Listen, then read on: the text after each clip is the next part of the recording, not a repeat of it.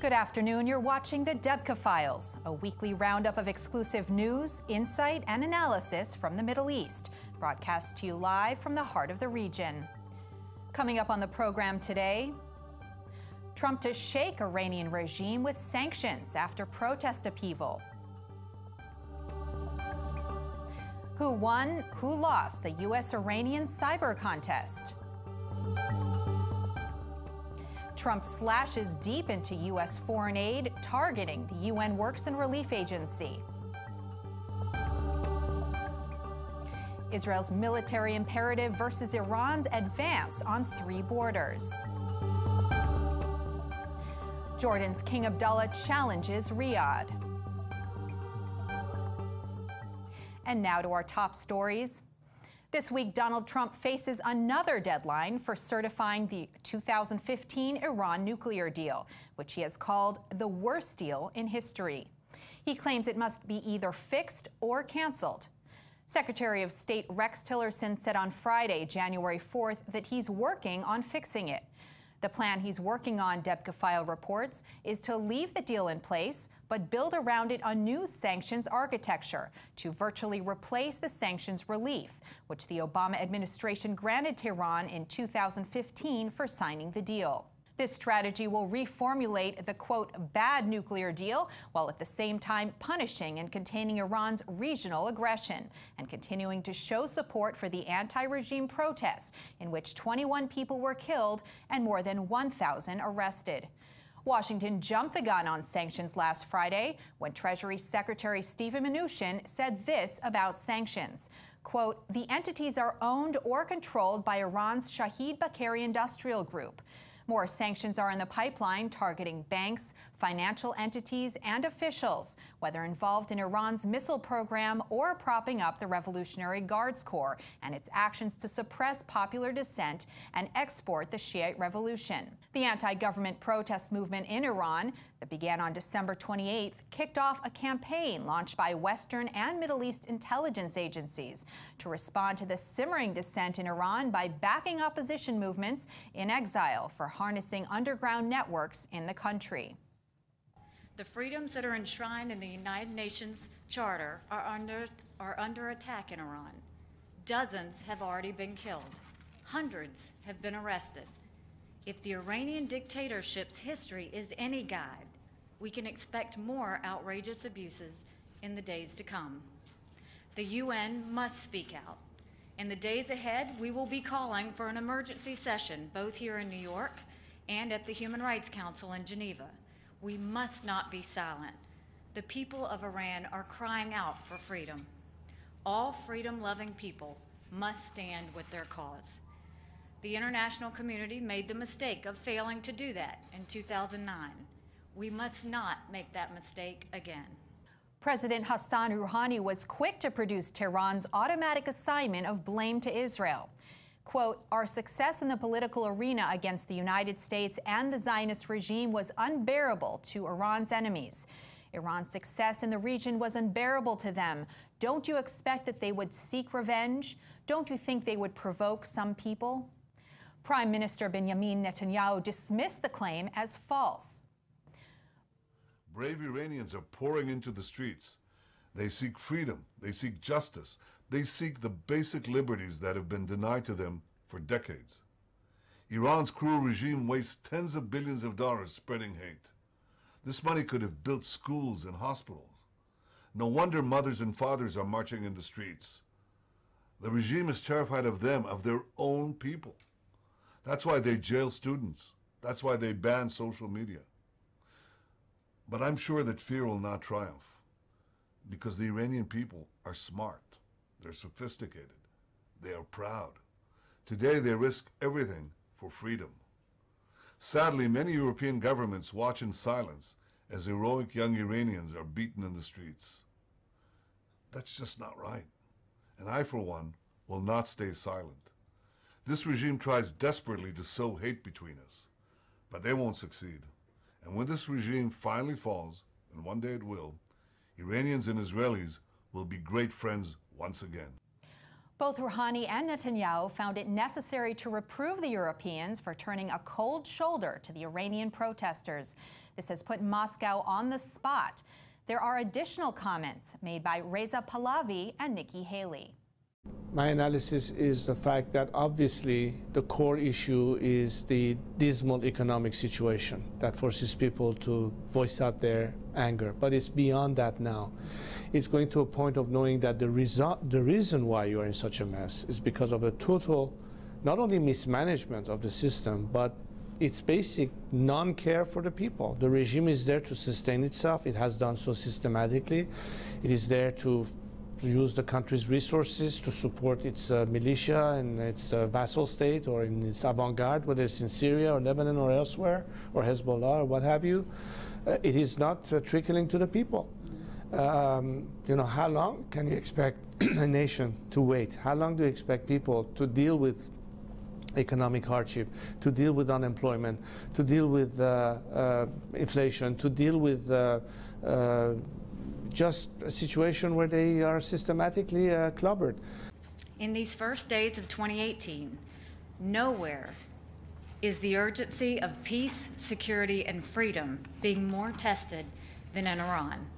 By the thousands, Iranian citizens are taking to the streets to protest the oppression of their own government. It takes great bravery for the Iranian people to use the power of their voice against their government, especially when their government has a long history of murdering its own people who dare to speak the truth. So we applaud the tremendous courage of the Iranian people. An astonishing 48 million Iranians own smartphones. They were indispensable for mounting nationwide rallies against the Ayatollah's regime on December 28th. The authorities in Tehran lost no time in attacking this communications gadget in almost every pocket. By shutting down all internet media communications, targeting especially the most popular, Telegram and Instagram. Until then, Iran had been rated the 6th global cyberpower along with the US, Britain, Israel, Russia, and China. It won this rating over downing the ultra-sophisticated US-170 Sentinel drone. Later, it was discovered that the techno wizards behind the feat were Chinese. Last week, Western agencies were surprised to find out how easy it was to reverse the regime's shutdown and restore the networks, especially after the State Department in Washington stepped in to encourage virtual private networks, which could help users gain access to blocked websites. The Iranian government's doomsday cyber weapon for breaking up the protest movement had fired blanks. Cyber hacking became the focus of a team of computer science students who market the Islamic Republic's propaganda worldwide. They have been known to deface websites and block access to U.S., Saudi, and Israeli company sites. In between tweets, President Donald Trump is going ahead with a second major policy objective, ruthlessly cutting deep into U.S. foreign aid programs. I think the president has basically said that he doesn't want to give any additional funding or stop funding until the Palestinians are agreeing to come back to the negotiation table. And what we saw with the resolution was not helpful to the situation. We're trying to move for a peace process, but if that doesn't happen, the president's not going to continue to fund that situation. The Palestinians were first to discover that Trump meant business when on January 1st, the regular $125 million monthly payment to the UN Works and Relief Agency for Palestinian refugees had not arrived. They had not believed he was serious when he asked in a tweet, quote, "With the Palestinians no longer willing to talk peace, why should we make any of these massive future payments to them?" In a speech on Wednesday night, Hezbollah's Hassan Nasrallah stressed that Iran and his own organization were financing the Palestinian struggle for Jerusalem. He let the cat out of the bag about a recent meeting he had in Beirut with Azam al-Ahmed of Fatah. Suddenly, the so-called moderate Fatah was also talking to Iran's proxy. If the American well was running dry, Abbas was being offered a new source. He also saw his former patrons, Saudi Arabia and Egypt, ganging up against him and urging him to stop fighting the Trump administration on Jerusalem because it was a lost cause. As for Lebanon, Donald Trump never bought the assumption of some parts of the State Department that Lebanese president and the Lebanese army had been lured out of the Iranian orbit by U.S. aid and weapons. He acted to neutralize those circles with a new appointment, Andrew L. Peake, a non-diplomat. Peake comes from the U.S. military intelligence, a world which never had much patience for Iran and Hezbollah. His appointment sparked an administration reassessment of the U.S. and economic military aid program for Lebanon. Meanwhile, Iran has moved its military focus from Iraq to Israel's borders. As a result, Israel may find itself facing a decision to engage Iran and Hezbollah later this year as they draw closer to 3 of its borders. 5 factors will influence this decision.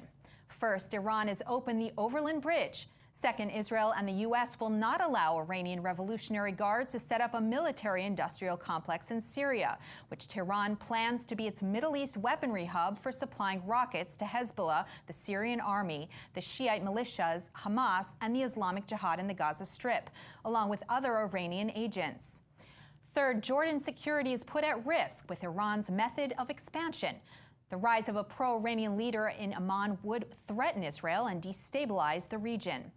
Fourth, Al-Quds chief General Qasem Soleimani has been bringing pro-Iranian Iraqi Shiite militia leaders to Beirut for meetings with Hezbollah commanders. Last month, Akram Abbas al-Kabi, head of the Iraq Harakat Nujaba, met with Hezbollah leader Hassan Nasrallah in Beirut to discuss establishing militias in Iraq, after which the Golan Liberation Brigade was created to assist Syria in reclaiming the Golan from Israel. Last month, Debka exclusive reports revealed that Iraqi Shiites, Hezbollah, and the Islamic Revolutionary Guards Corps set up operational headquarters in Damascus for coordinating operations on the Syrian and Lebanese borders with Israel. Finally, last October, a top-ranking Hamas delegation traveled from Gaza to Tehran, headed by Deputy Leader Saleh Aruri, and decided that Iran and Hezbollah would fund, train, and arm Ezzedine al-Qassam, the military wing of the Palestinian Hamas. With us in the studio to discuss these issues is Eitan Gilboa, professor and head of the Center for International Communications at Bar-Ilan University. Thanks for joining us today. I'm happy to be here. We heard the U.S. ambassador to the UN, Nikki Haley, and Prime Minister Netanyahu applauding the anti-Iranian protests. What message do you think this will relay to Iran, and do you think these statements could impact Iranian policies? In one decade, there were 2 major uprisings in Iran against the Islamic dictatorship. The leaders found it convenient to blame outside intervention, the United States and Israel. But the people don't buy that. This is why Prime Minister Netanyahu denied any intervention, Israeli intervention, in promoting the demonstrations. The protest began against the miserable economic conditions, but very fast moved into protest against the government itself, against the Islamic Republic and its practices.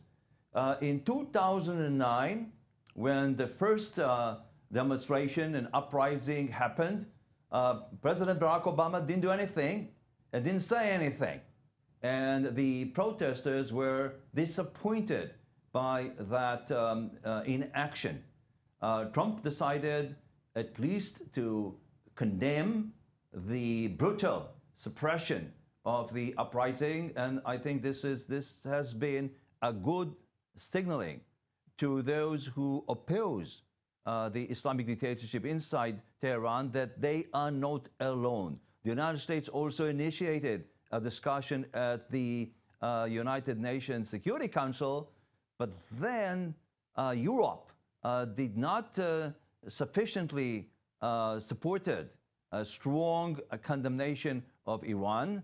And any significant intervention from the outside in what is happening in Iran requires strong American and European cooperation, but Europe prefers its own business dealings with Iran over the need to help those who protest against the Islamic dictatorship. Moving on to the borders, how do you think Israel and the U.S. can work together to prevent Revolutionary Guards from setting up a military-industrial complex in Syria? Unfortunately, the United States did not insist on keeping Iran out of any future arrangements in Syria. And the impression has been in the Middle East that the United States is no longer interested in what is happening in Syria. Israel established two red lines throughout the civil war in Syria. One was against the transfer of sophisticated missiles from Iran via Syria to Hezbollah in Lebanon. And secondly, the second red line was on the potential establishment of a Hezbollah Iranian base close to the Israeli-Syrian border, about 40 kilometers from the border.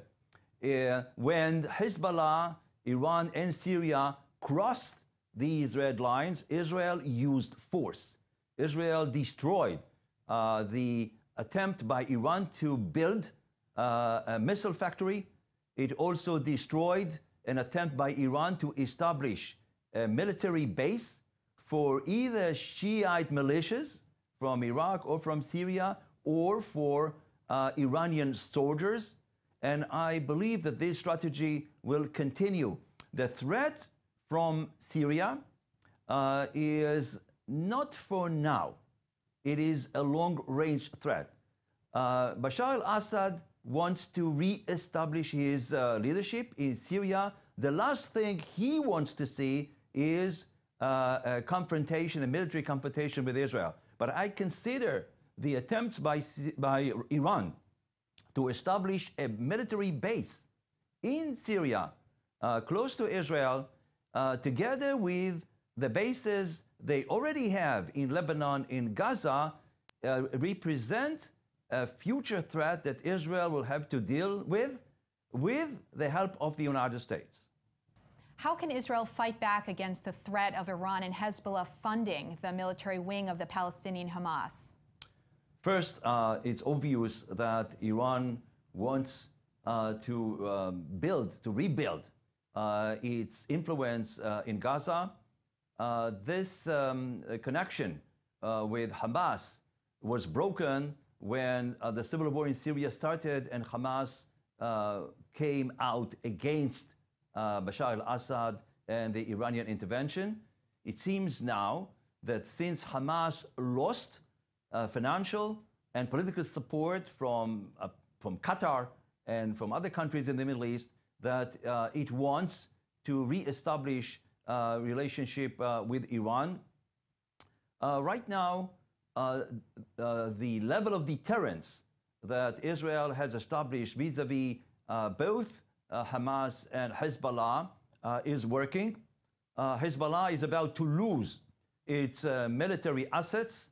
Iron Dome is a very effective tool against rockets, and Israel is about to complete a tunnel barrier against the attack tunnels.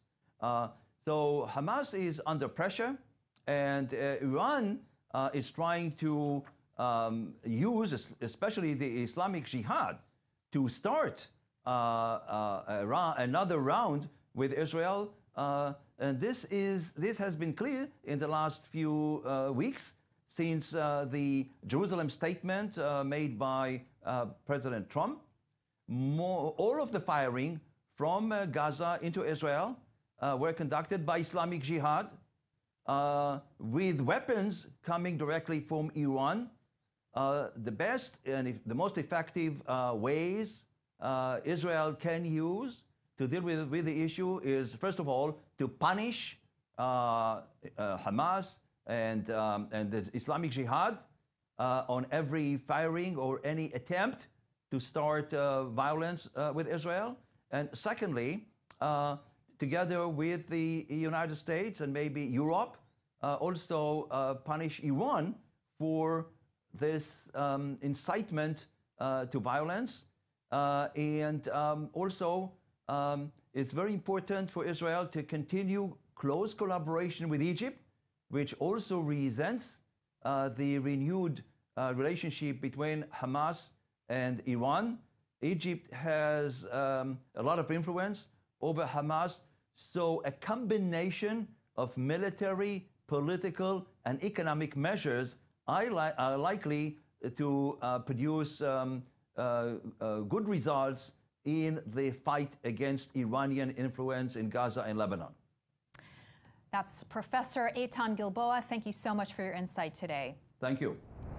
The Debka File reports that Jordan's King Abdullah announced that he is the servant of the first Qibla and third Holy Mosque. The king had been criticizing Saudi King Salman and Crown Prince Mohammed for abandoning Jerusalem after Trump's announcement that Jerusalem is Israel's capital. To emphasize his statement, King Abdullah handed out large pins which highlighted his role, and every Jordanian official was seen wearing this pin on Sunday. The king has openly opposed Trump's Jerusalem policy, while Saudi Prince Mohammed bin Salman and United Arab Emirate ruler have asked him to stop criticizing the policy and suspend ties with Turkey and Qatar. King Abdullah expressed his reply by claiming his religious role is equal to the Saudi royals. This power struggle could create a larger confrontation with direct repercussions on Jerusalem. Prior to this, the king put 3 senior Jordanian princes who have maintained secret ties with the crown princes of Saudi Arabia and the UAE on house arrest. The 3 princes have not been seen since their reported house arrest. Now to a roundup of this week's regional headlines you may have missed, the news in brief. New Iranian laws have cut English classes out of the new curriculum of primary schools in Iran. High school students will, however, be allowed in their English classes. Even the supreme leader must realize that banning English for teens is a mission impossible, but primary schools will focus on the Farsi language and Iranian culture. Saudi women will be allowed to not only drive cars, but watch football matches. The royal government in Riyadh has granted Saudi women an unheard-of privilege. As of next week, 3 stadiums have been approved to host women in the coming soccer matches. They are King Fahd International Stadium in Riyadh, King Abdullah Stadium in Jeddah, and Prince Mohammed bin Fahd Stadium in Dammam. The ticking system will be revised to accommodate the female audience.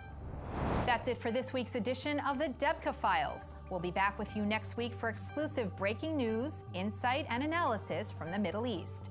Thanks for watching.